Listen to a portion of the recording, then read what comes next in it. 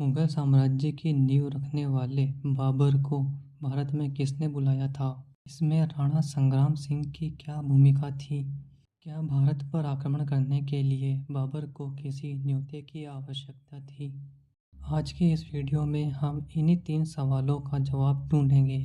वैसे तो इस टॉपिक से रिलेटेड आप कई वीडियोस देख चुके होंगे, मगर इस वीडियो में हम डिफरेंट हिस्टोरियंस के स्टेटमेंट देखेंगे कि आखिर उन्होंने इस बारे में क्या कहा है। हम मेनली 4 हिस्टोरियंस के स्टेटमेंट देखेंगे: रीमा आहूजा, जादूनाथ सरकार, गोपीनाथ शर्मा और सतीश चंद्र।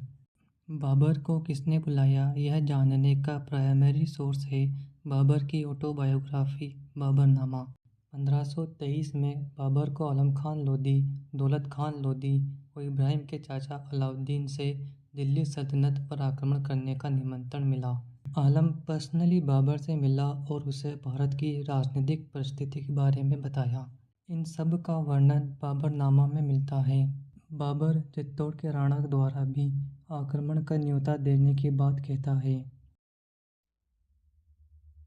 अब हिस्टोरियन इस पर क्या कहते हैं, यह जानने से पहले हम बाबर का थोड़ा सा इतिहास जान लेते हैं। बाबर मुख्य रूप से फरगना का शासक था, पर बाबर फरगना में अपनी सत्ता गंवा बैठता है और काबुल आकर उस पर अपना शासन जमाता है। पानीपत की लड़ाई से पहले बाबर ने भारत पर कुल 4 आक्रमण किए थे, मगर उसके यह सभी आक्रमण सिर्फ पंजाब तक ही सीमित थे। 1520 में बाबर ने बीरा और सियालकोट पर कब्जा कर लिया, जिन्हें हिंदुस्तान के जुड़वा प्रवेश द्वार कहा जाता था। जैसा कि वीडियो में आपको पहले बताया था कि दौलत खान लोदी ने बाबर को भारत पर आक्रमण करने का न्योता दिया, मगर डिबेट की बात दौलत खान लोदी न होकर राणा संग्राम सिंह है। क्या राणा संग्राम सिंह ने बाबर को न्योता दिया था?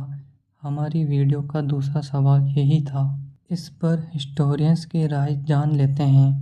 रीमा आहूजा लिखती हैं कि पारंपरिक राजपूत संस्करण के अनुसार यह राणा सांगा नहीं बल्कि बाबर था, जो इब्राहिम लोदी के खिलाफ गठबंधन चाहता था। इतिहासकार गोपीनाथ शर्मा भी ऐसा ही लिखते हैं। यह राणा सांगा नहीं था जिसने बाबर के साथ अपने आम दुश्मन दिल्ली के इब्राहिम के खिलाफ गठबंधन का प्रस्ताव रखा था, बल्कि काबुल के राजा ने अज्ञात देश में अपने प्रस्तावित अभियान के दौरान निसंदेह क्षमता और ताकत वाले सहयोगी को पाने के लिए उत्सुक था। अब चलते हैं हमारे तीसरे सवाल की तरफ कि क्या बाबर को भारत पर आक्रमण करने के लिए किसी निमंत्रण की आवश्यकता थी? इतिहासकार सतीश चंद्र लिखते हैं कि बाबर को भारत पर आक्रमण करने के लिए किसी इनविटेशन की ज़रूरत नहीं थी, फिर भी इन दूतों से उसे विश्वास हो गया कि भारत पर आक्रमण करने के लिए परिस्थितियां अनुकूल थीं। वह आगे लिखते हैं कि बाबर को भारत पर आक्रमण करने का न्योता देने वाले विभिन्न तत्वों के उद्देश्यों का केवल अनुमान ही लगाया जा सकता है। जादूनाथ सरकार के अनुसार बाबर को हिंदुस्तान पर आक्रमण करने के लिए किसी भी आमंत्रण की आवश्यकता नहीं थी। काबुल में खुद को स्थापित करने के बाद बाबर ने पंजाब में प्रवेश करना शुरू कर दिया था, जिस पर इब्राहिम के दरबारी दौलत खान लोदी का शासन था। दौलत अपने स्वामी के प्रति विश्वासघाती था, इससे बाबर के लिए हिंदुस्तान में प्रवेश करना और दौलत और इब्राहिम को बाहर निकालना आसान हो गया। आप इस टॉपिक के बारे में क्या सोचते हैं, कमेंट करके ज़रूर बताइए। वीडियो में आखिर तक बने रहने के लिए धन्यवाद।